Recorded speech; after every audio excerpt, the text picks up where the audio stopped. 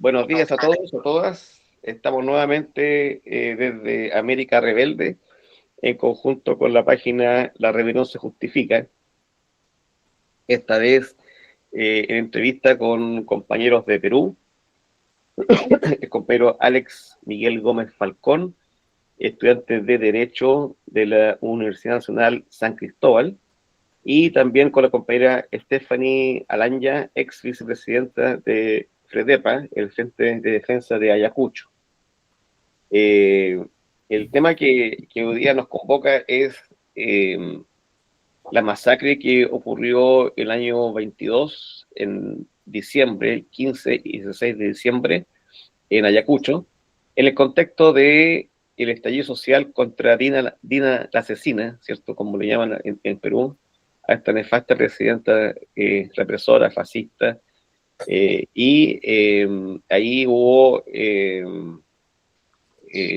muchos heridos y, y compañeros asesinados. Y sobre ese caso vamos a conversar. ¿Qué ha pasado desde ese entonces? Han pasado 3 años. ¿En qué están los procesos judiciales? ¿Qué pasó con las víctimas? Si hay impunidad o ha habido justicia, aunque lo dudo, en los casos de los compañeros asesinados y en los compañeros heridos. Y, y bueno, bienvenidos compañeros, compañeras, a esta entrevista. ¿Cómo están? Hola, hola, buenos días, buenos días con todos. Un saludo a toda su audiencia y agradecimiento por darnos la oportunidad de poder manifestarnos y también exponer sobre el tema que nos convoca y también sobre cómo está la situación en este caso de el juicio que se está llevando a cabo, el proceso judicial que está llevando a cabo contra un grupo de ciudadanos, pues en ese contexto fuimos detenidos, ¿no? Bueno, a su servicio. Muy buenos días, muchas gracias a usted, a esta plataforma que convoca a nuestros hermanos en diversos puntos del mundo, especialmente en Chile. Un fuerte abrazo desde Perú y también estoy muy agradecida por este espacio, ¿no? Para escucharnos, para que se conozca la verdad desde los actores de nuestro pueblo peruano. Este contexto ha sido realmente crítico, no es diferente hoy por hoy y ya seguramente iremos conversando al respecto. Bueno, para contextualizar un poco, la crisis que se vive el 2022, ¿cierto? Posterior al encarcelamiento de Pedro Castillo, es una crisis que viene de mucho antes. Hubo varios presidentes, como 5 presidentes, que fueron tumbados, derrocados por las protestas populares, ¿ya? Y un quinto expresidente que se suicida, o dicen que se suicidó, digamos, uno nunca sabe con el APRA. Eh, eh, entonces, Perú viene con una crisis política institucional antes de la masacre del 22. ¿Cómo definen ustedes esa crisis política? ¿En qué consiste? Ah, bueno, gracias.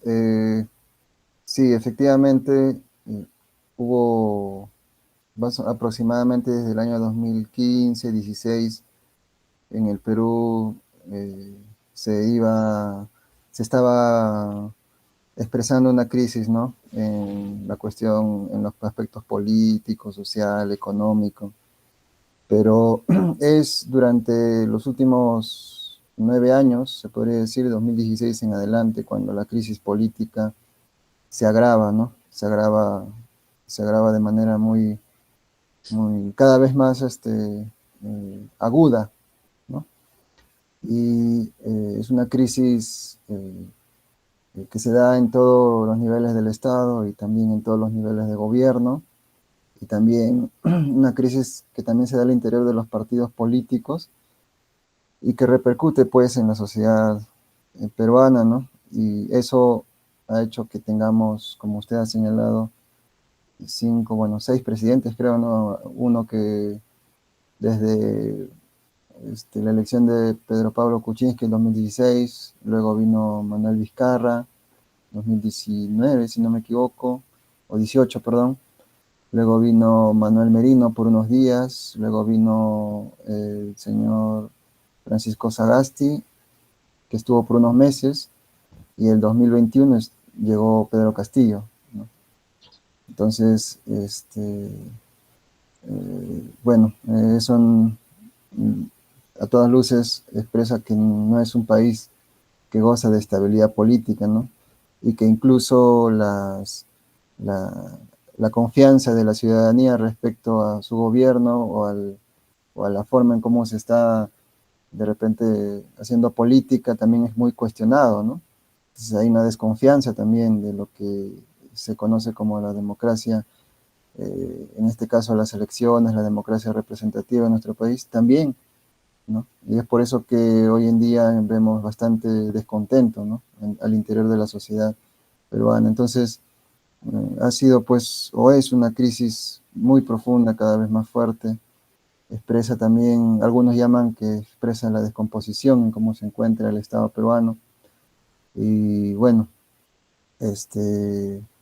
frente a eso también pues hay respuesta, hay respuesta de la sociedad, de la población, pero seguramente eso ya iremos hablando en lo sucesivo de la entrevista, ¿no?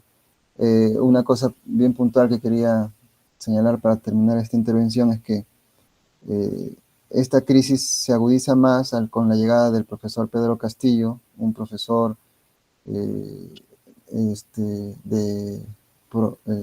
originario de Cajamarca, de Chota, que al llegar a ser presidente, pues generó un mayor descontento justamente de los sectores que tradicionalmente habían accedido al gobierno, ¿no? Y bueno, pues hubieron expresiones de racismo, expresiones de no le dejaron gobernar y finalmente pues fue destituido, ¿no? El golpe de Estado, llamado por muchos, en realidad se lo dieron a él, ¿no? Pero bueno, es un tema que profundizaremos seguramente. No solamente para complementar, considero que este proceso de movilizaciones y en el seno de los que gobernaban en el 2022, enero del 2023, se expresaba una pugna también, ¿no? Además, pero claro, se ha manifestado especialmente una oposición tal de que solamente el hecho de que el profesor Castillo sea proveniente de los pueblos profundos, de que sea alguien a quien no han podido doblegar, ¿no? No se ha aceptado varios de los proyectos de ley que había propuesto y además los medios de comunicación no obtenían esta tajada de la economía, ¿no? Peruana en todo este contexto. Entonces, considero que ha sido una crisis tan grave, la más profunda de este siglo en el Perú, a lo que solamente han recurrido para mantener el sistema, para mantener la Constitución del 93, ha sido la represión. Y esta represión ha generado costos de vida, heridos, encarcelados, ¿no? Y en este punto estamos nosotros, porque se ha pretendido acallar las protestas del sur peruano con estas detenciones, con estos asesinatos y dejando más de 1,000 heridos en todo el país. Entonces, esto es claramente una cuestión que se ha conocido a nivel mundial, pero que en el proceso legal se nos atribuye a nosotros como los causantes de un daño moral de todo este contexto, porque nuestra defensa ha sostenido, por ejemplo, cuál es el bien jurídico afectado, violentado, y lo que se ha señalado es el daño moral. Entonces, lo que vemos aquí, hermanos peruanos y en todos los pueblos del mundo, es una persecución política, una política de terruqueo que se viene implementando y que inclusive las matanzas que ejecutaron en aquel contexto han pretendido justificarla con que eran terroristas, ¿no? Entonces, todo esto es parte de esta crisis que ha sido sumamente profunda, reitero, la más profunda de este siglo para mi sociedad peruana. Claro, claro, y esa descomposición, esa agudización de la crisis, ¿cierto? No solo se da con los 5 presidentes que caen, sino que se da también con el encarcelamiento de Fujimori, con la huida a Estados Unidos de Toledo y con el suicidio de Alan García. O sea, ya son 8 o 9 presidentes o expresidentes que son o tumbados o llevados ante la justicia. Y contando también Ollantumala. Son, entonces, sin importar, digamos, la corriente política que representen, están todos coludidos con la crisis. Sin embargo, Sí. y obviamente si uno escarba más para atrás, ¿cierto? La crisis viene desde los tiempos de la guerra interna, ¿cierto? Con una sociedad peruana totalmente injusta, eh, con niveles de pobreza bastante altos y con un nivel de concentración de la riqueza por parte de la oligarquía considerable. Pero el,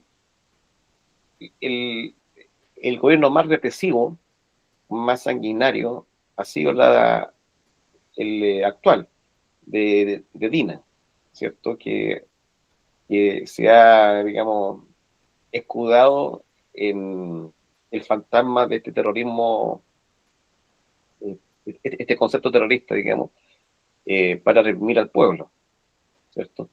Dina ha enfrentado varios estallidos, varias protestas nacionales, y todas han sido reprimidas totalmente, considerando también que ella era parte de la alianza política de Pedro Castillo. ¿Cómo se explica ese viraje tan fascista de esta presidenta? Bueno, habría que verlo contextualizado en el tiempo, ¿no? Como usted ha señalado, el tema de los presidentes que han sido involucrados, o expresidentes, perdón, que han sido involucrados por casos de corrupción o tienen procesos judiciales, ¿no? Eh, si hacemos una recapitulación breve, justamente son los expresidentes que han sostenido un modelo económico, ¿no? En los 90 aquí en el Perú es donde se implanta el neoliberalismo y se justifica a través de la norma, a través de la constitución política, ¿no? A través de ahí digamos que se sustenta, digámoslo así, ¿no? Y justamente es lo que hasta ahora viene funcionando. Y Fujimori, por ejemplo, antes de que fallezca, estuvo procesado, ¿no? Por tema de derechos humanos y otros temas también, no era el único caso. Luego vino Toledo, vea usted, está preso justamente por este tema de recibir dinero de este caso de la interoceánica y similares. Luego vino Alan García, que también, bueno, ya no está, pero igual, la misma dinámica, ¿no? O sea, todos los expresidentes con problemas de corrupción, y eso nuevamente evidenciaba o evidencia la situación en la cual se encuentra nuestro país, el tipo de gobernantes que hemos tenido y aumenta, pues, alimenta la crisis política que venimos teniendo, ¿no? Ollantumala no se salva, vea usted que su esposa está en Brasil asilada y él está preso, ¿no? Luego vino PPK, también tiene impedimento de salir del país, o sea, todos, ¿no? Todos. Y en ese contexto viene Pedro Castillo, ¿no? Entonces, creo que no es ilógico pensar que no iba a estar, le iba a salpicar todo ese contexto, ¿no? Ya sea a él o, en este caso, a su plancha, ¿no? Y hemos visto, ¿no? En este caso, como dijo la compañera Stephanie, el profesor Pedro Castillo, él había señalado un momento de que no iba a usar la hoja de ruta que usó en su momento Ollantumala, ¿no? Porque eso fue el viraje que hizo Ollantumala. Y, entre otras cosas, no le permitieron gobernar, finalmente lo destituyeron. Entonces, ningún presidente tuvo vivió esa situación. ¿Por qué? Porque justamente era una traba para seguir eh, aplicando el neoliberalismo como se venía aplicando durante estos años, ¿no? Por ejemplo, se estaban haciendo los debidos cobro de impuestos a las empresas, a las grandes empresas en el Perú, cosa que no se había hecho antes, ¿no? Y eso hay fuentes para poder demostrar ello. Eh, este, eh, Se había dado cierta apertura a ciertos sectores de la población para que puedan hacer sus reclamos en Palacio de Gobierno, o sea, cosas que antes no se hacían. Se había dado margen para que se hable sobre la nueva constitución, ¿no? O sea, un debate aquí en el Perú, a pesar de que el Congreso luego prohibió ello, porque hicieron una modificación de la constitución, pero hubo todo ese escenario para poder, este, digamos, eh, hacer una crítica general de la sociedad peruana al neoliberalismo, porque eso era el problema de fondo, ¿no? Y bueno, claro, son cuestiones positivas que podría señalar, también hay cosas negativas, ¿no? Bueno, pero, eh, y en ese contexto, pues, se da el momento en el cual lo destituyen al profesor Pedro Castillo y entra una persona que bueno, en realidad es muchos dicen que es una usurpadora, ¿no? ¿Por qué? ¿No? Y esto habría que entenderlo, porque constitucionalmente, claro, si es que un presidente es vacado, destituido por X razones, a quien le corresponde es a la siguiente, ¿no? A la que está como vicepresidente, ¿no? Pero no hubo los procedimientos adecuados para que la señora Boluarte acceda a la presidencia, ¿no? Se necesitaban unos votos para destituir a Castillo, 104 votos, y solamente recurrieron a 101 votos. Entonces, no hubo un procedimiento, digamos, correcto, ¿no? Porque siempre en el derecho hay eso, pues, ¿no? Procedimientos, ¿no? Los procedimientos, y al parecer no hubo esto con Castillo, ¿no? El mismo profesor Zaffaroni también criticó ello, ¿no? Entonces, por eso es que muchos le llaman usurpadora, porque prácticamente la ultraderecha en el Perú, eh, el sector más conservador en el Perú, forzó el cambio de gobierno y generó toda una situación en los medios de comunicación para hacer ver que el malo era Castillo, ¿no? Y que él era el dictador, ¿no? Quería imponer una sociedad, no sé, dictatorial aquí en el Perú, bueno, toda una narrativa, ¿no? Contra él. Entonces, finalmente yo quiero culminar con esta idea, en el caso de Dina Boluarte, ella se ubica en el contexto de la continuidad de la aplicación de este neoliberalismo y de la defensa acérrima de la Constitución. Fíjese usted, el año pasado ellos aprobaron en un Consejo de Estado la defensa irrestricta de la Constitución. Miren, ¿no? Una persona que entró con un programa de gobierno diferente, defiende de manera acérrima una Constitución a la cual ella misma había dicho que se oponía en campaña. Entonces, no se trata de una cuestión personal, ¿no? Se trata de que hay una política económica, hay un modelo económico, hay un sistema económico que se busca aplicar a rajatabla, ¿no? Y eso no impide eh, a las personas que lleguen a los gobiernos, ¿no? O sea, las personas que llegan a los gobiernos, simplemente lo que se observa es que o se someten o lo destituyen. En resumen es eso. Si lo destituyen es porque se oponen a la aplicación de este neoliberalismo. Y si lo destituyen, perdón, si lo destituyen, y si no lo, y si son gobiernos que se conservan, quiere decir que ya se sometieron o ya se allanaron, pues, ¿no? A aplicar este modelo. Es lo que diría al respecto. Bien, desde mi punto de vista, hay encuestas, ¿no?, en nuestro país que han señalado que más del 70% de la población peruana está a favor de una nueva constitución. Y esta demanda es una demanda justa, necesaria como país, y con mucha más razón para las grandes mayorías que tras la aplicación de 30 años de esta Constitución se ha visto más afectada porque implica negación de derechos, implica, por ejemplo, la pérdida de libertades ya logradas, conquistadas en lucha.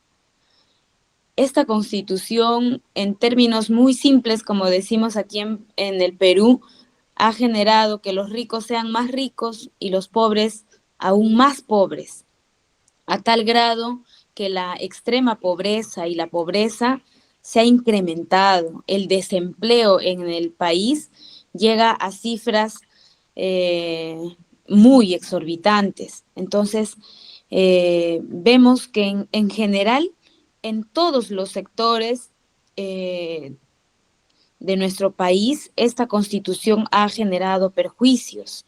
Por tanto, es un clamor general su cambio.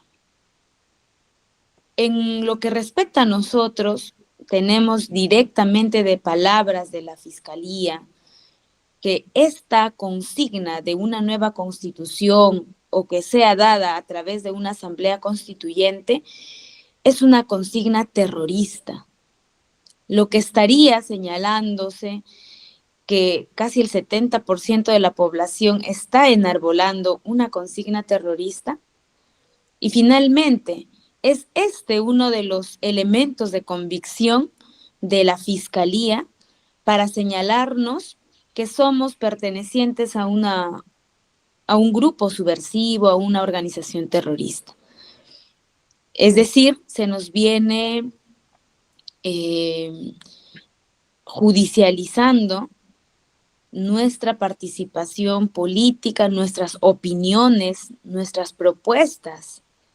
Entonces, considero yo que esta persecución política se ha extendido a sectores populares, como es el FREDEPA, el Frente de Defensa del Pueblo de Ayacucho, del cual yo he sido vicepresidenta elegida, y en este caso se nos ha detenido, dado que en diversos espacios hemos señalado esto. Y en Ayacucho lo tenemos sumamente claro. Para nosotros es necesario, si queremos avanzar como país, realmente buscar desarrollo, progreso, es necesario el cambio de esta Constitución. Y bueno, como le reitero, esto ha sido prácticamente estigmatizado como una consigna terrorista.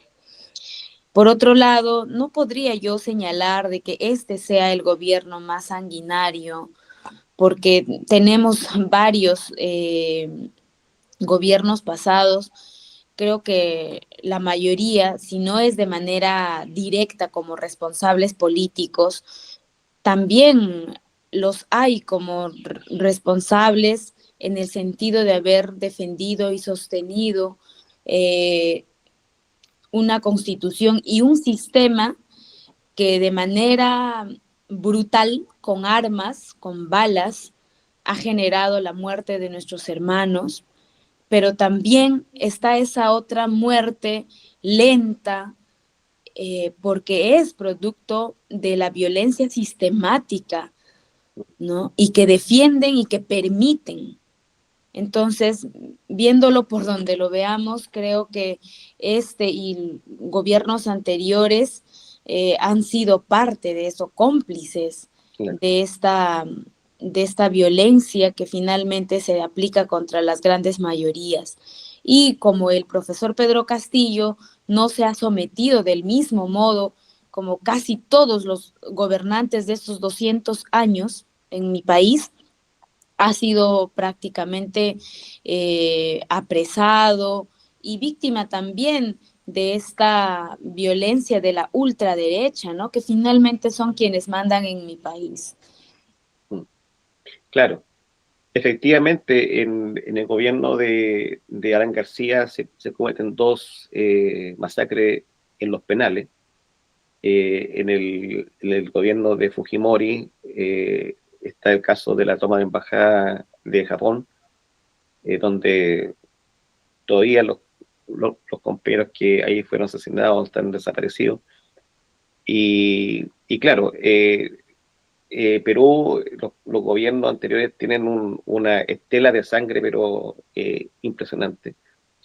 Y lo que decía el compañero Alex, ¿cierto?, con respecto a las políticas de ajuste y a la implementación del modelo neoliberal, eh, eso resulta imposible sin la aplicación del derecho penal del enemigo y de la construcción del enemigo interno, ¿cierto? Son dos herramientas que se usan para la imposición de esas políticas. Y claro, en el caso de Chile, por ejemplo, la imposición de las políticas neoliberales se da en un contexto de dictadura militar, ¿cierto? De la eliminación de todas las libertades. Y parece ser que el neoliberalismo funciona en su aplicación en un contexto de dictadura, ¿cierto? Y es por eso que Fujimori, yo entiendo que la constitución actual es la de Fujimori, ¿cierto? Que se impuso, el gobierno de Fujimori no es un gobierno democrático, es una dictadura, ¿cierto?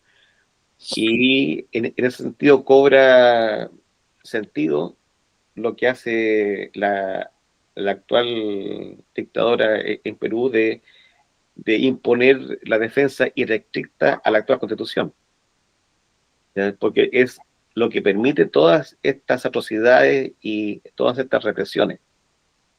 Ahora, en ese contexto, ¿cómo se da el alzamiento, la protesta en Ayacucho el año 22? ¿Qué sucede? ¿Qué está pasando en Perú que en Ayacucho explota este allí? Claro, muchas gracias por la pregunta. A ver, veamos que cuando Castillo llega al gobierno, llega con un conjunto de demandas o de reivindicaciones pospuestas durante años, ¿no? Entonces llega con ciertos compromisos en todo caso, con la población. El principal, a todas luces, es el tema de la constitución política, ¿no? El cambio de la constitución. Lógicamente, hay también demandas a nivel de diversos sectores de la población. Es decir, había bastante expectativa, ¿no? Y él, como es maestro, obviamente también habían demandas del magisterio peruano, ¿no? Entonces, justamente en su gobierno es que han habido aprobaciones de ciertas normas que benefician a los maestros. Eso se vive hoy en día, por ejemplo. Entonces es algo que, que, que, que digamos que ha venido, que cumplió, ¿no? Hasta que ya no estuvo como presidente. Entonces, igual otros sectores se vieron beneficiados, pero habían muchas demandas que todavía debían ser escuchadas, ¿no? Entonces la población obviamente tenía expectativas todavía con el gobierno de Pedro Castillo, ¿no? Diversos sectores de obreros, campesinos, sector de los informales, ¿no? Sector de ronderos, por ejemplo, a los cuales también él pertenecía en su momento. diversos sectores que tenían expectativas en este gobierno. Cuando cae su gobierno, le dan el golpe, ¿qué pasa? Entonces, eh, eh, la, toda esa expectativa se volcó en las calles, pues, ¿no? En las calles prácticamente de casi todo el Perú, ¿no? Y en algunos lugares con más intensidad que en otros, ¿no? Tenemos el sur del Perú, ¿no? Puno, Cusco, Huancavelica, Purímac, Ayacucho, fueron las regiones que en las elecciones de 2021 prácticamente tuvo un apoyo de más del 90%, se podría decir, en cuanto a los votos. Entonces, era un sector, o es un sector que esperaba pues más, ¿no? En este caso, pero cuando lo destituyen, entonces la respuesta natural de la población fue justamente salir en defensa, ¿no? Es una respuesta, digamos, natural porque prácticamente destituyeron a alguien que según, ¿no? Estos sectores venía cumpliendo sus expectativas y querían más, ¿no?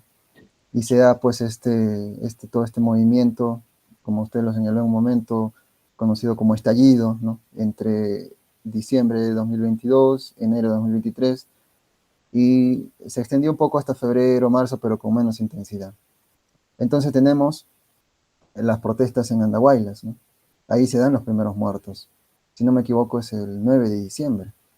El 9 de diciembre, sí, creo que sí.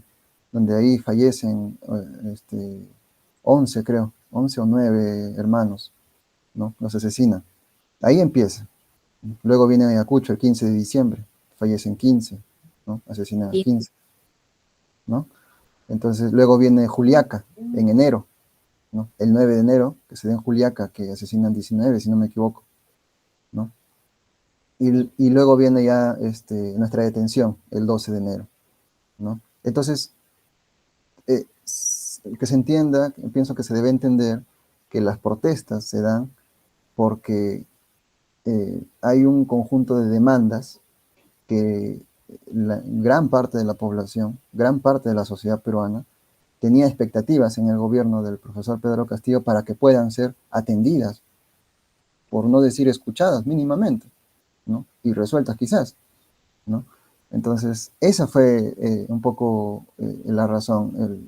La gente ha salido, el pueblo ha salido para exigir que se cumplan sus demandas, ¿no? Y en ese proceso también la defensa del profesor Pedro Castillo, ¿no? Creo que así habría que enfocarlo para entender mejor el contexto.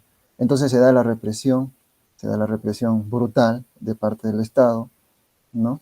Eh, muy terrible. En nuestro caso en Ayacucho, como dijo Stephanie, hemos tenido heridos, muertos, detenidos y encarcelados. En ninguna otra región hubo eso. En ninguna otra región hubo esas cuatro características, esas cuatro situaciones, ¿no? Entonces, fue una respuesta totalmente desproporcionada de parte del gobierno, fue una respuesta totalmente de carácter autoritario, ¿no?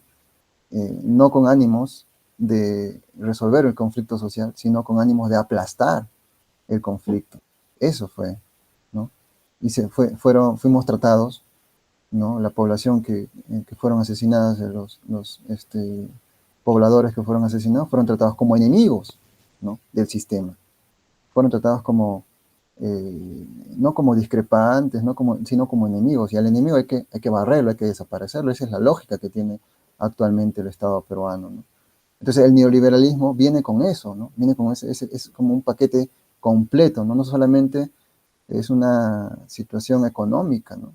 No solamente es un modelo económico, sino también viene con mayor represión, con mayor control social, con persecución política de diversas formas, viene con mayor negación o una negación sistemática de libertades políticas, obviamente dentro de eso está la negación de los derechos humanos, o sea, viene con todo ese paquete y eso se expresó en esos meses en nuestro país, diciembre de 2022 y enero de 2023. Ahí se expresó con mayor nitidez digamos, la esencia de este neoliberalismo, ¿no? Pienso que deberíamos verlo así porque no es un hecho aislado, ¿no? No es un hecho que se le ocurrió a una persona, en este caso a Dina Boluarte, o a algunos individuos, no. No, no fue así, fue un plan, ¿no? Para poder acallar, a reprimir y someter y aplastar la protesta ciudadana, ¿no? Pretendiendo así, pensando así, que lo van a, ¿cómo se podría decir? Que lo van a desaparecer, ¿no? Van a desaparecer una posición contraria a la del Estado. Que eso no es así, no es real eso, a mayor represión en realidad hay mayor respuesta de la población, ¿no? Solo que encuentra diferentes maneras de organizarse para poder protestar. Veamos las protestas que hoy en día están sucediendo en Lima, por ejemplo. Ayer mismo ha habido fuertes protestas en Lima. Entonces, bueno, eso podría ir señalando. Como parte de esta intención, ¿no?, de defender la actual constitución, y finalmente creo que es el poder, ¿no? Como parte de esta defensa vehemente a este sistema, hay una ley antisubversiva, antiterrorista, que mantienen vigente, ¿no? Creada en el contexto de conflicto armado interno en mi país, pero han transcurrido más de 30 años y este suceso ha terminado en el año 92. Sin embargo, esta ley antisubversiva, antiterrorista, se mantiene porque es una herramienta legal para actualmente despertar el cuco del terrorismo cada vez que le convenga a este sector y prácticamente legalizar estos hechos tan aberrantes como la detención, el encarcelamiento, hasta el asesinato de peruanos que, ejerciendo constitucionalmente su derecho a la protesta, vienen siendo castigados con esta ley. Es más, el artículo 5º, que es el artículo con el que se nos está procesando, señala explícitamente que no importa que la persona hoy cometa algún acto de violencia cuyo objetivo sea subvertir el orden constitucional. No importa si no hay ningún bien afectado. Lo que interesa es que si esta persona hoy pertenece, el solo hecho de pertenecer a este grupo terrorista ya es un delito. Pero el mismo Tribunal Constitucional señala que no existe, o sea, para que exista un grupo terrorista, un grupo armado, debe encontrarse en acciones actualmente, o sea, en la fecha en la que se le viene procesando a las personas, debe encontrarse en acción, digamos, ¿no? Y eso es algo que no existe. Sin embargo, se pretende sentenciar y para nosotros están pidiendo 20 años de prisión por esta afiliación a un grupo terrorista, lo cual es absurdo y, reitero, es utilizado políticamente para retirar de su camino a toda disidencia política. Y recientemente se han filtrado datos, ¿no? Acá le llaman los Deering Leaks, ¿no?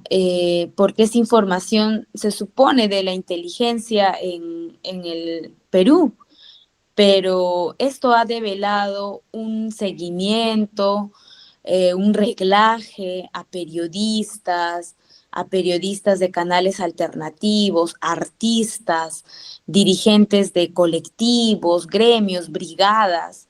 O sea, es tal la persecución en mi país que a todo aquel que cuestiona el régimen ya es señalado como terrorista. Esto es realmente grave porque sosteniendo una narrativa estigmatizadora, pretenden encarcelar toda disidencia política y es utilizado políticamente esta ley y este artículo quinto en especial deberían ser derogados, no deberían existir porque esa realidad ya no existe en nuestro país, ¿no? Y esto implica también pues una necesidad de ver otros sucesos pasados y de quizá darle una solución, pero que no recaiga este tipo de sanciones o penas que se pretende contra jóvenes. Somos ya nuevas generaciones y se sigue utilizando de manera política estas leyes, ¿no? Claro. Viendo información en internet con respecto a la masacre de Ayacucho, hubo alrededor de 10, Yes. 11 compañeros muertos, y lo particular de ellos es que todos ellos tienen impactos de bala en la cabeza y pecho. Es decir, las fuerzas represivas apuntaron a matar. Y 61 heridos también, que también tienen herida a bala.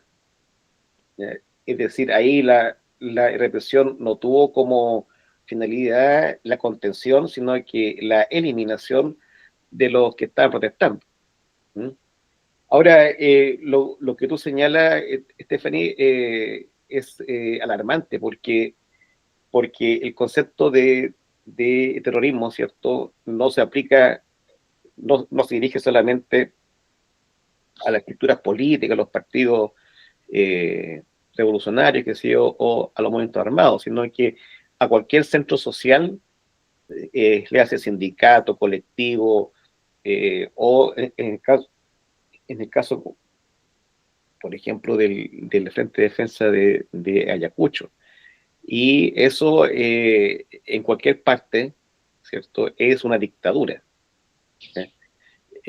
Bajo un marco constitucional, digamos, también dictatorial, muy similar a lo que ocurría en América Latina con las dictaduras militares en el tiempo de el genocidio y los crímenes contra la humanidad y el terrorismo de Estado. Pero ahora en un supuesto contexto democrático. Eh, ¿Hay algún informe, hay alguna posición de organismos internacionales con respecto a lo que está sucediendo en Perú?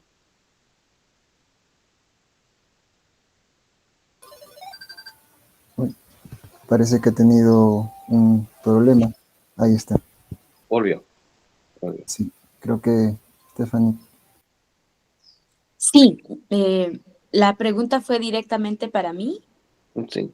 Ah, ya, discúlpeme. ¿Podría repetirme, por favor? Y con todo lo que está sucediendo en cuanto a la persecución a los colectivos que son catalogados como terroristas, ¿cierto?, a los frentes sindicales, sociales, qué sé yo, de los derechos humanos.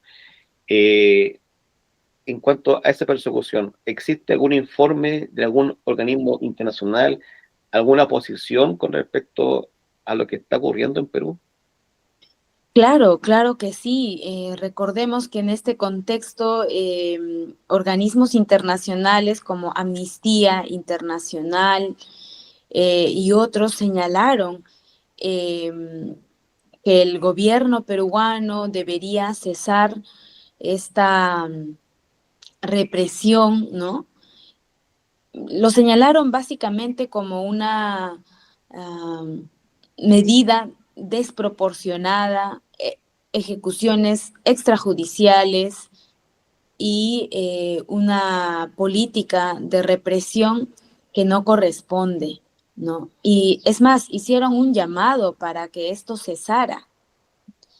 Sin embargo, creo que como muchos otros temas, por ejemplo, la excarcelación del señor Fujimori, ahora el hecho de que se quieran retirar de la Corte Interamericana de Derechos Humanos, son muestras de cómo se viene enfocando como políticas estatales, ¿no? Entonces, creo que básicamente se ha hecho oídos sordos y la represión ha continuado. Reitero, hace poco recién han salido estos se ha filtrado, se ha obtenido información de inteligencia y ahí se verifica estos seguimientos y reglajes que que no tienen un aval jurídico. Es decir, todo esto es al margen de la ley, ¿no? Y de esa manera se sigue vulnerando los derechos humanos, se sigue vulnerando los derechos constitucionales. Y considero que esto es una expresión de esta característica del Estado peruano, que hoy actúa como policía, ¿no? Y que Disculpa, no garantiza un Estado de derecho. Se ha vulnerado todo ello. Y en los procesos existentes también se ha vulnerado el debido proceso. O sea, son garantías que deberían respetarse mínimamente, pero no existe nada de ello, ¿no? disculpa, uno podría decir entonces que tanto el Estado peruano como el gobierno actual están al margen de la ley interna y están al margen del derecho internacional. Así es.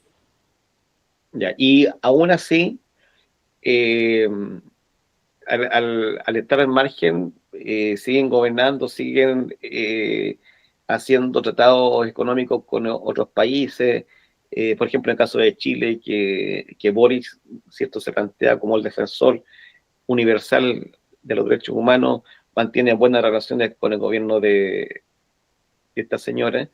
Eh, es bien extraño que la comunidad de países del Cono Sur, de América Latina, hagan vista gorda y oídos sordos en lo que ocurre en Perú y mantengan relaciones diplomáticas con Perú. En circunstancias por ejemplo, en el caso de Cuba, Nicaragua y Venezuela, han pasado a ser los demonios del continente. ¿Mm? Claro, y ahora México también, ¿no? Claro. Sin embargo, es conocido, creo que a nivel mundial, la señora Boluarte es la presidenta con el mayor rechazo, ¿no? Es el 98% de la población que la ha descalificado, no la aprueba, es decir, es la más rechazada del mundo. Y además, ahora recientemente es una de las presidentas con mejor remuneración también. Claro. Entonces siempre hay una cuestión de hacer cada vez cuestiones que generan un mayor rechazo y esta alianza notoriamente que tiene con países cuyos gobernantes son de derecha o de ultraderecha, evidencia también esto, ¿no? Su postura política. Por ejemplo, hace poco retiraron la Embajada de México, ¿no? Y se ha señalado a la presidenta Sheinbaum como persona no grata Yeah. en mi país. Entonces, esto configura cómo la política internacional también se viene alineando y obviamente los afines van a generar esta alianza, ¿no? Un apoyo de todas maneras, lo que más bien los aleja de gobiernos populares, democráticos, antiimperialistas, como lo son en el caso de Venezuela, México, ¿no? Y otros. Ahora me imagino yo que la masacre de Ayacucho, ¿cierto?, con los 10 compañeros asesinados, los 61 heridos, en esos casos particulares se interpusieron querellas criminales, procesos judiciales, ¿cierto? ¿En qué está todo eso? Lamentablemente no hay solución hasta el momento. Las personas heridas, hay heridos en grave estado, ¿no? Tenemos un joven que ha quedado paralítico y una serie de secuelas producto de esta situación. Prácticamente somos sobrevivientes a esta masacre que se ha aplicado en este gobierno. Y bueno, hasta el momento no hay una real reparación, justicia para los asesinados, y en nuestro caso, de los procesados, solamente se ha archivado de la responsabilidad penal a la mitad de los procesados. Y esto es una muestra de que el caso debió archivarse para todos, pero como es una cuestión política, hay un ensañamiento de todas maneras y hasta una consigna, ¿no?, política de sentenciar o de continuar la hostilización para la mitad de los que estamos en este proceso. Entonces, si vemos íntegramente los que hemos sido afectados directamente, para los familiares de los asesinados, hasta el momento no hay justicia. No hay responsables que estén por lo menos ya señalados, procesados en este caso. Es más, recientemente el Congreso archivó una denuncia constitucional a la señora Boluarte que la atribuía como responsable de estas matanzas. El Congreso la ha blindado. O sea, vemos descaradamente cómo se vienen coludiendo, protegiéndose, y a quienes no tenemos la responsabilidad ni política ni de ningún tipo, sí se nos viene judicializando, ¿no? Y nuestro caso continúa. Estábamos a punto de ingresar ya a la parte del juicio oral y se ha suspendido a pedido de la Procuraduría debido a que hay dos apelaciones que no se han resuelto y solamente por ello se ha suspendido, pero nuestro proceso continúa. Pero de la señora Boluarte o de los responsables directos que son de las Fuerzas Armadas, no hay absolutamente nadie que esté siendo procesado o investigado en este momento. Aparentemente las investigaciones continúan, pero ha pasado ya más de 2 años y no hay absolutamente nada a ello. Entonces, todo esto apunta a una impunidad, ¿no? Claro. Ahora, ¿cuántos compañeros están judicializados y cuántos están cumpliendo sentencia efectiva en la cárcel por las protestas que ocurrieron? Por las protestas, además, vemos otro caso que es de Cuyo Grande, nuestros hermanos de Cusco, que han sido sentenciados por disturbios, le llamaron, ¿no? En el caso de ellos aún quedaba, bueno, tengo entendido, uno por ser liberado, pero después de un tiempo de prisión. Y además se han hecho actividades públicas para recolectar los fondos necesarios y pagar la reparación civil. Entonces, ellos han estado sentenciados, por ejemplo, producto de este proceso. En nuestro caso, hemos estado en prisión preventiva, debido a que no han encontrado mayores pruebas y al vencimiento de esta prisión preventiva, hemos sido liberados todos. Actualmente, del caso Ayacucho, ya no se encuentra nadie en prisión.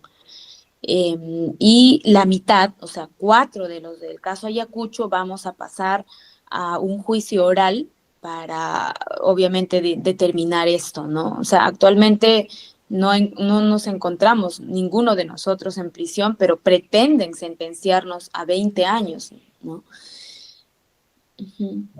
Harto. Sí, sí, efectivamente, como ha señalado Stephanie, hay una situación ahí, pues a poner la atención porque es un proceso que está prácticamente en la etapa final, ¿no? Para poder emitir una sentencia, ya sea absolutoria o condenatoria, ¿no? Bueno, pero sobre el contexto que había señalado un poco para comentar, se había planteado sobre por qué algunos gobiernos mantienen relaciones con con la presidenta actual en el Perú, ¿no? ¿Por qué? ¿Qué sucede con los otros gobiernos? En realidad, si vemos el panorama a nivel internacional, hay una creciente, digamos, hay una creciente expresión, una mayor expresión de las posiciones de ultraderecha y también fascistas en el mundo. Y los gobiernos no se salvan de eso. Ahora la pregunta es ¿por qué también, no? Y es que el contexto mundial es bastante delicado, ¿no? Tengamos en cuenta que nuestro país, Perú no es un país al margen de Latinoamérica, ni de toda América. Pues. Y para nadie es un secreto de que Perú, como América del Sur, o gran parte de América del Sur, es como el patio trasero de Estados Unidos. Entonces, prácticamente lo que hacen los gobiernos en América del Sur, o la mayoría, ¿no? Es seguir los mandatos, en este caso, de Estados Unidos. Si en Estados Unidos asume Trump como un nuevo gobierno que hace, que persigue a los inmigrantes, que criminaliza a quienes están, criminaliza y estigmatiza a quienes apoyan la causa palestina, es un gobierno que, reitero, persigue a los inmigrantes, y hace poco ha declarado como organización terrorista a Antifa, ¿no? Por ejemplo, que es un movimiento de carácter social. Es un presidente que prácticamente dice que va a acabar con las guerras en el mundo, sin embargo, ¿qué guerra se ha terminado, no? Más bien está promoviendo nuevas agresiones. O sea, si hay un presidente en Estados Unidos de esa magnitud, de esa naturaleza, ¿qué podemos esperar de los presidentes que, como digo, es conocido por todos, es su patio trasero, ¿no? Presidentes de los países a los que Estados Unidos considera como su patio trasero, ¿no? Veamos lo que pasa en Ecuador, por ejemplo. En Ecuador prácticamente es un estado militarizado. Ganaron las elecciones porque lo quisieron así, ¿no? O sea, ¿no? Entonces lo impusieron, ¿no? En Venezuela están pretendiendo agredirlo constantemente y ahora con lo que ha pasado en las últimas semanas. Digamos, en Bolivia, miren lo que ha pasado, o sea, en Argentina, o sea, hay gobiernos que les conviene a Estados, en todo caso al polo que representa Estados Unidos, conviene que hayan gobiernos más autoritarios. Es por esa razón, y no debe ser extraño de que algunos le reconozcan y le den legitimidad a la presidenta del Perú, a Boluarte. Pero eso obviamente no es una cuestión solamente que se ve ese aspecto, ¿no? Por supuesto hay otro aspecto que es el rechazo, ¿no? También hay protestas, por ejemplo, en Nueva York, en esta última sesión de la ONU, la han rechazado, ¿no? Afuera, en las calles de Nueva York, la rechazaban. Nuevamente le han hecho notar pues, su responsabilidad, ¿no? Respecto a los sucesos de diciembre de 2022 y enero de 2023, ¿no? Respecto a las muertes. Entonces, es eso, ¿no? Es eso lo que está pasando y bueno, sobre los organismos internacionales, recordemos que la Comisión Interamericana de Derechos Humanos habló de masacre respecto a lo que sucedió en ese contexto de protesta social en el 2022 y 2023. Habló de masacre en su informe. Y una cuestión que no quería dejar pasar es que, claro, Human Rights, Amnistía Internacional,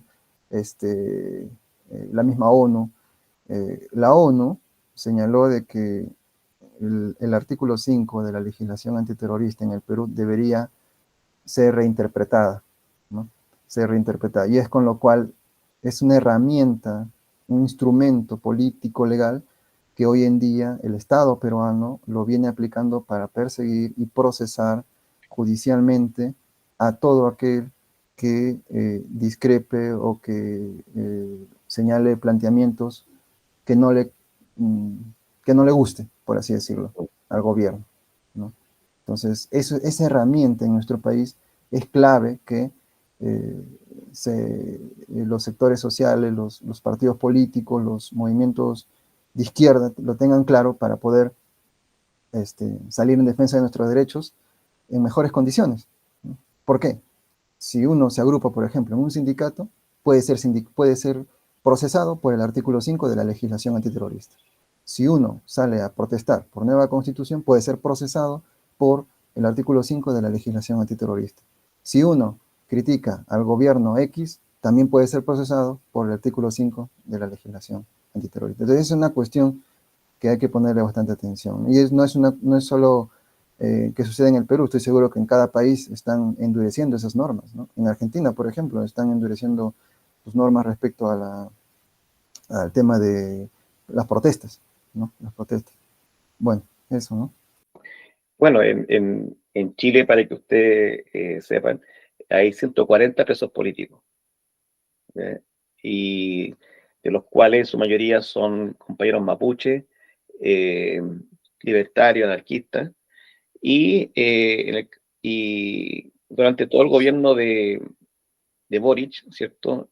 Las comunidades mapuche han estado bajo el estado de excepción, es decir, con militares patrullando las carreteras, qué sé yo, cosa que nunca antes había ocurrido, por lo menos desde el año 90 hasta hoy día. También en Chile, contra en los juicios contra los compañeros mapuches, se han utilizado testigos sin rostro, montajes periodísticos, judiciales, presentación de pruebas falsas y también condenas de penas totalmente excesivas. ¿Eh? 25 años, compañeros que arreglan 100 años, otros que arreglan cadena perpetua, etc. Y últimamente Boric ya ha promulgado 58 leyes represivas, entre las cuales se destaca, por ejemplo, la nueva ley antiterrorista, que es peor que la que tenía Pinochet. Entonces, claro, se da un contexto de represión y de aumento de la presión política. Ya está el caso de los compañeros en Ecuador, los compañeros guevaristas, Omar Campoverde, Gabriela Gallardo, Carlos Calguachi, ¿cierto? Hace algunos días atrás, Omar Campoverde fue torturado en su celda, golpeado, gaseado. Y está el caso de las hermanas Carmen y Laura Villalba en Paraguay, Higinio Busto en México, Mauricio Hernández Norambuena en Chile, Héctor Yaitul, ¿cierto? Francisco Solar, también en Chile. Entonces, la aplicación de los ajustes económicos, como tú bien dices, que provienen desde el imperio, ¿cierto? Va acompañado de una represión brutal, ¿cierto? Y de la aplicación de políticas contrainsurgentes, ¿ya? Entendiendo la insurgencia, como bien dice la compañera, todo lo que se oponga al sistema, ¿sí? Todo lo que se oponga al sistema. Ahora, dentro de ese cuadro, ¿en qué estado está FREDEPA, el Frente de Defensa de Ayacucho? ¿Y en qué estado están los movimientos sociales que se levantaron el año 22 en Ayacucho?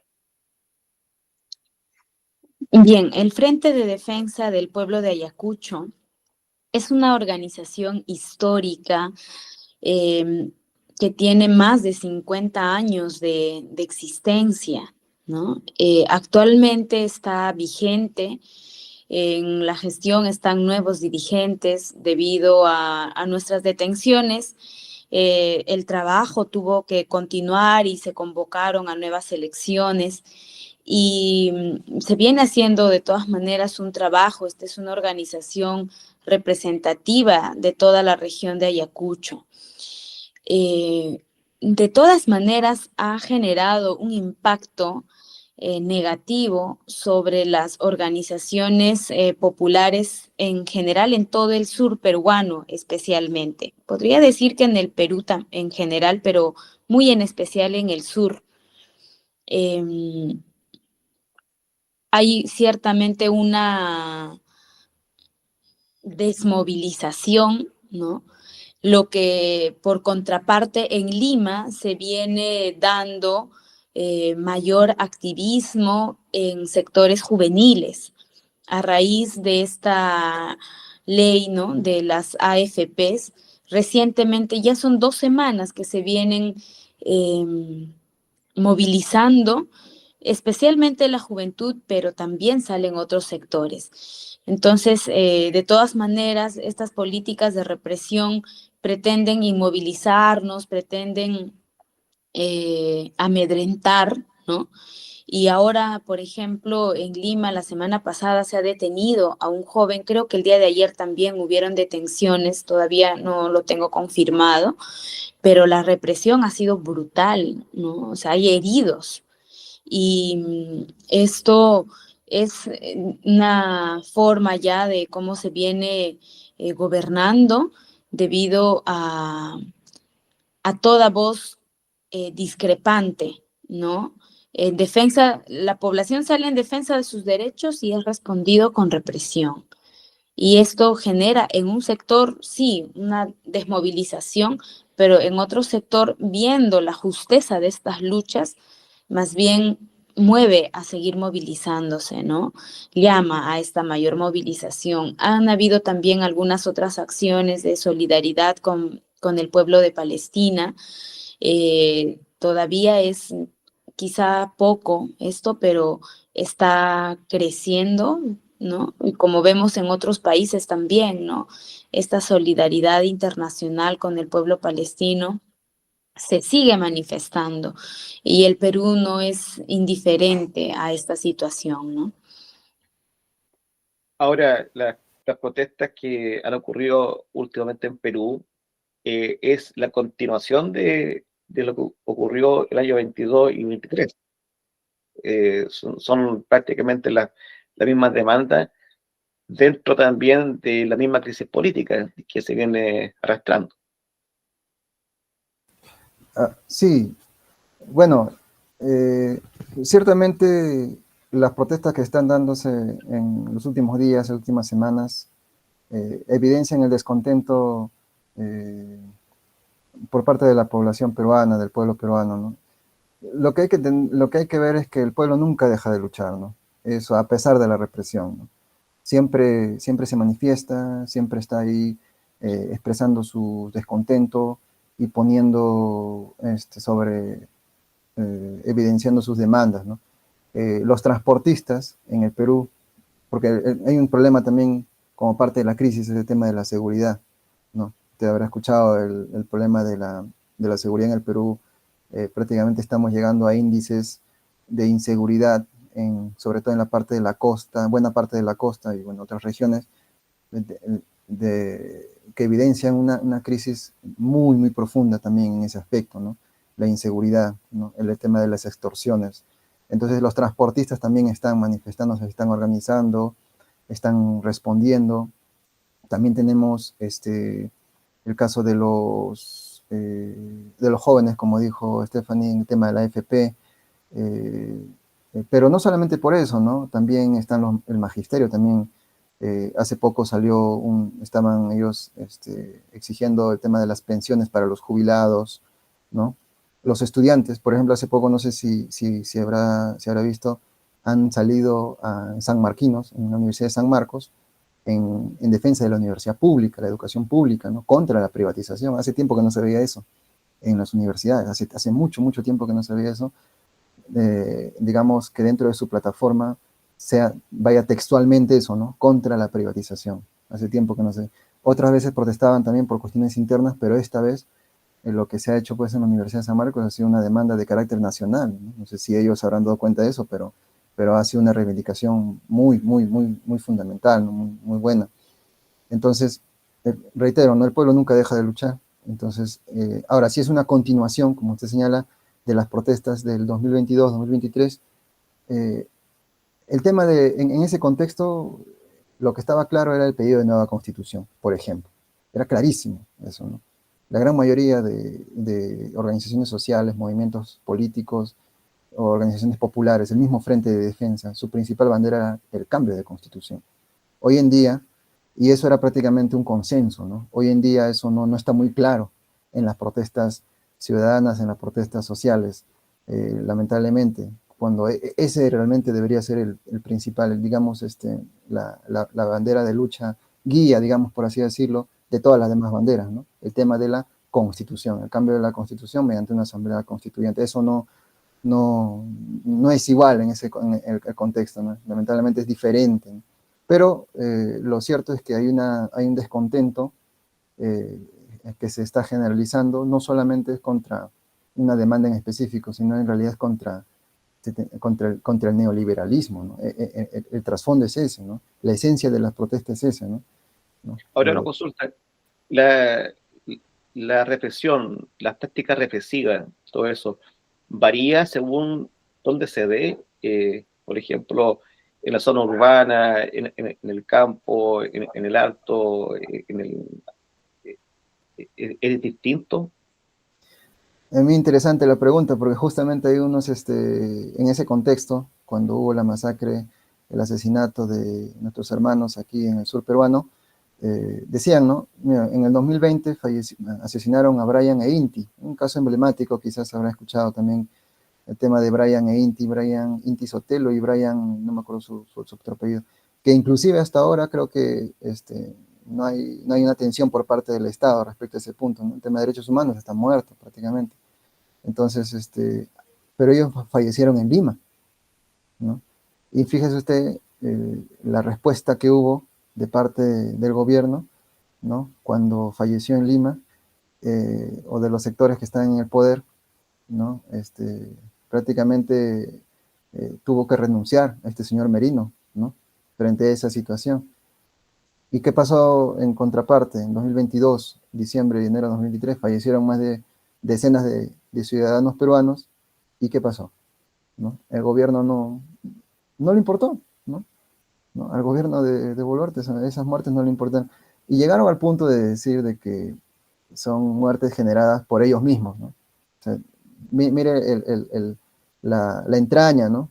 La entraña siniestra que tienen respecto a las muertes. Entonces, para ellos, ¿no? Para el gobierno, para el Estado, han sido enemigos, y como han sido enemigos, han sido bien muertos, han sido tratados como lo que son. O sea, esa lógica del enemigo en la sociedad peruana está bien arraigada en los niveles del Estado y del gobierno. El mismo Gustavo Andriansen, el ex premier, cuando declaró en la Corte Interamericana, también señaló algo parecido, ¿no?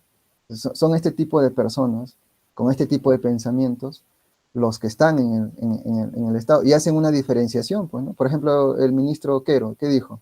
Los derechos humanos no son para las ratas. No sé si habrá escuchado ese concepto, una total, digamos, indiferencia, una total desprecio, ¿no?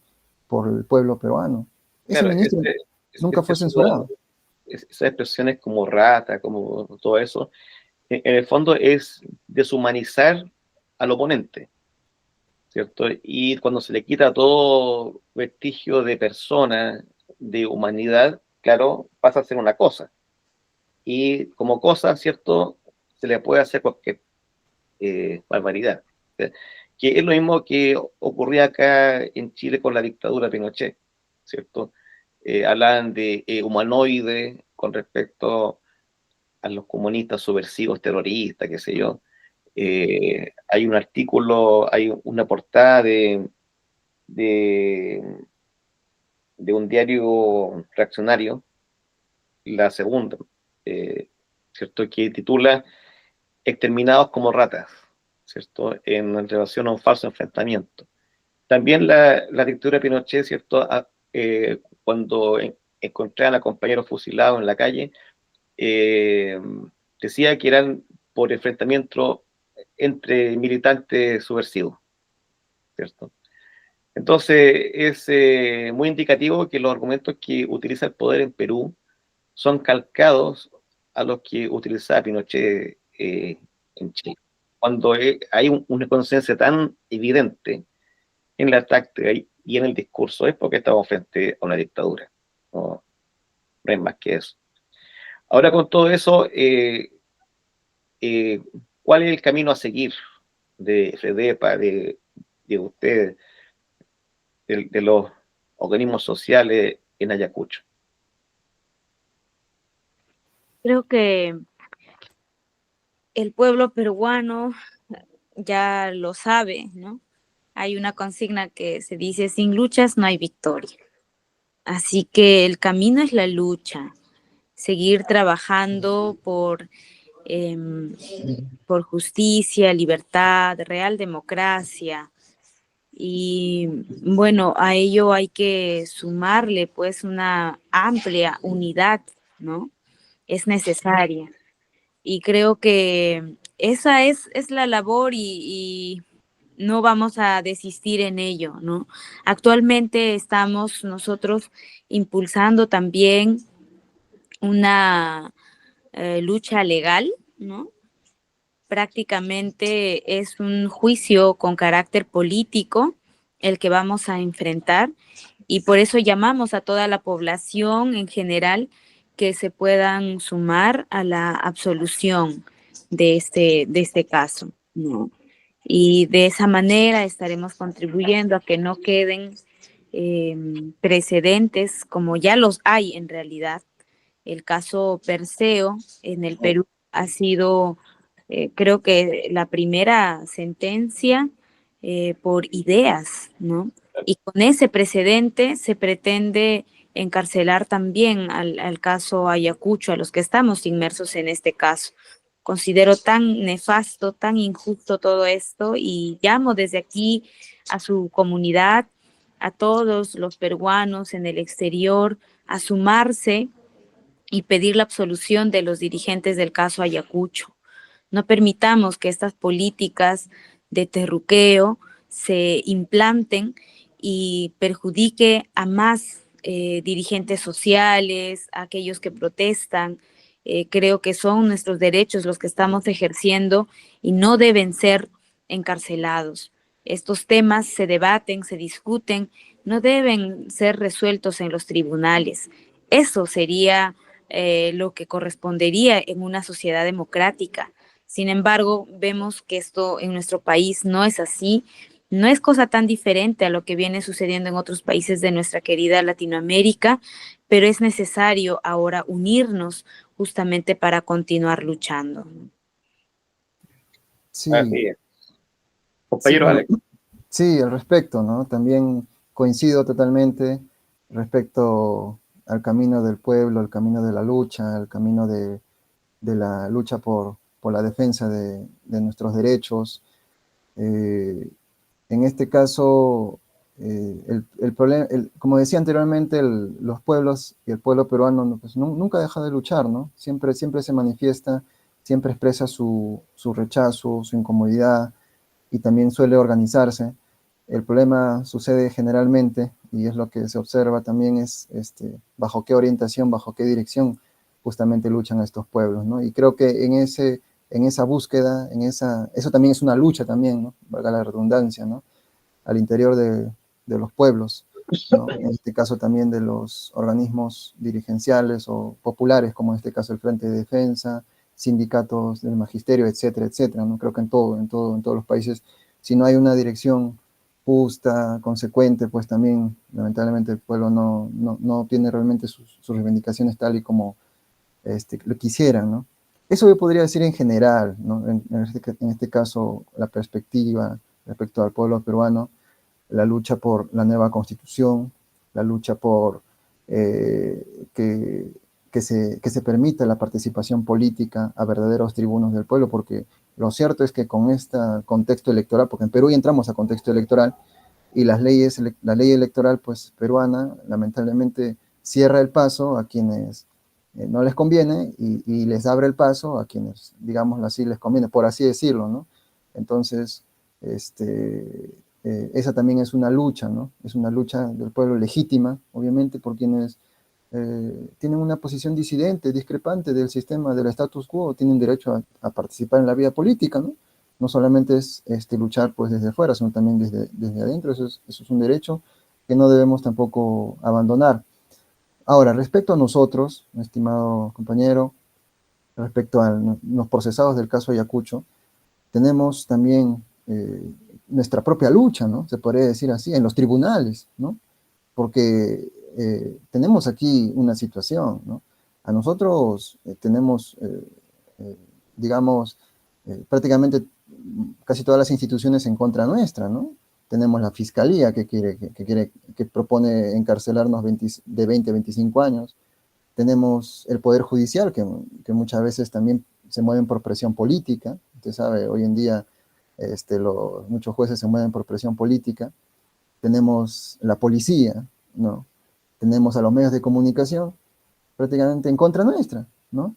Entonces, nosotros apelamos siempre a nuestras familias, ¿no? Como parte del pueblo, al pueblo peruano, al pueblo de Ayacucho y a la sociedad en general, ¿no? Porque hay un espíritu democrático que todavía que se manifiesta en los hechos, un espíritu solidario de nuestro pueblo peruano, y apelamos a eso para hacerle frente a este proceso político, a este juicio político, ¿no? Porque nuestra lucha no solamente tiene que ver con nosotros, somos 8 personas, pero no es solamente, o 4 personas, no solamente somos 4. En realidad es una lucha contra la persecución política. Nuestra lucha es una lucha contra la criminalización de la protesta. Nuestra lucha también es una lucha por defender el derecho a participar en una organización popular, en una organización como el Frente de Defensa o un sindicato popular, ¿no? Nuestra lucha también tiene que ver con rechazar esta legislación antiterrorista del artículo 5, ¿no? Eso también es parte de nuestra lucha en los tribunales. Y bueno, nuestros abogados son quienes ahí están dando la batalla legal, ¿no?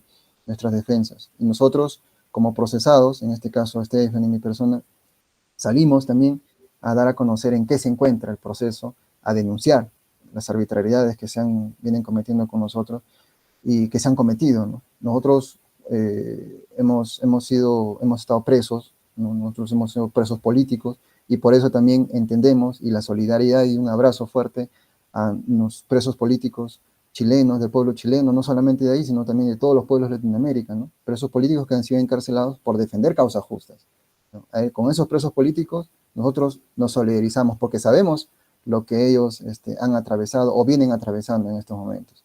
Así que un saludo también muy fuerte, muy enorme, y un abrazo, un cariño para ellos también, ¿no? Compañero, compañera, estamos llegando al término de la entrevista, al final de la entrevista.